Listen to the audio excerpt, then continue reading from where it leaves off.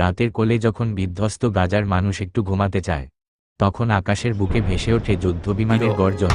এরপরেই আগুন ছড়িয়ে পড়ে শহরের ঘরে ঘরে।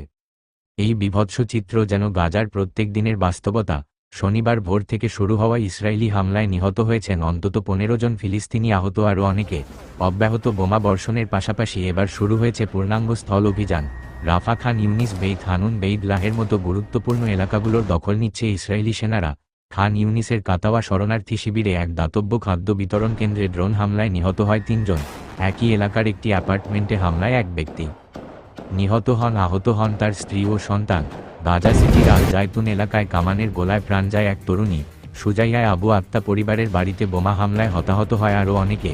একই এলাকার আরেকটি ড্রোন হামলায় নিহত হন আরও 2 ফিলিস্তিনি। রাফা ও এর আশপাশে অব্যাহত কামান হামলায় বহু পরিবার তাদের তাঁবু হারিয়েছে।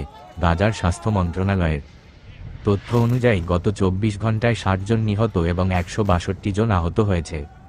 মার্চের 18 থেকে শুরু হওয়া নতুন দফার হামলায় এখন পর্যন্ত নিহত 1250 জন, আহত হয়েছে 3000-এরও বেশি। সবচেয়ে ভয়ঙ্কর দিক হল, এই হামলার সঙ্গে চলছে ঘেরাও ও অবরোধ। ত্রাণও পৌঁছাতে দেয়া হচ্ছে না। গাজাবাসীর কাছে জাতিসংঘে ইউএনআরডোবের প্রধান ফিলিপ লাজারনি স্পষ্ট ভাষায় বলেছেন, ইসরায়েল খাবার ও মানবিক সাহায্যকে অস্ত্র হিসেবে ব্যবহার করছে। মার্চ 2 থেকে বন্ধ রয়েছে সব সীমান্ত, ঢুকছে না কোন খাদ্য, ওষুধ বা জ্বালানি।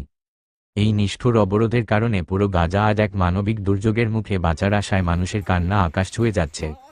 সুজাইয়ায় বহু নারী ও শিশু আল জাজিরার মাধ্যমে সাহায্যের আকুতি জানিয়েছেন। তারা বলছেন, শেল্টার ছেড়ে বের হলেই মৃত্যু। আকাশ থেকে নেমে আসা আগুন আর জমিনের গোলার আঘাতে ছিন্ন ভিন্ন পরিবারগুলো এখন দিশেহারা। এদিকে ইসরায়েল সংবাদ মাধ্যম ওয়ালা জানিয়েছে, ইসরায়েল সেনাবাহিনী এখন গোপন অভিযানে নেমেছে। সেনাপ্রধান ইয়ালমির নির্দেশ দিয়েছেন, সব সামরিক পরিকল্পনা গোপন রাখতে বাড়ানো হয়েছে বিমান, কামান এবং গোয়েন্দা ইউনিটের তৎপরতা। এই বর্বরতা বন্ধ হওয়ার কোন লক্ষণ নেই। আন্তর্জাতিক আহ্বান বারবার উপেক্ষিত হচ্ছে। মার্কিন সমর্থনে গণহত্যা অব্যাহত রেখেছে ইসরায়েল। গাজা এক মৃত্যুর উপত্যকা, যেখানে প্রত্যেক দিনের সকাল মানেই নতুন নতুন নিঃস্ব পরিবার পরিজন।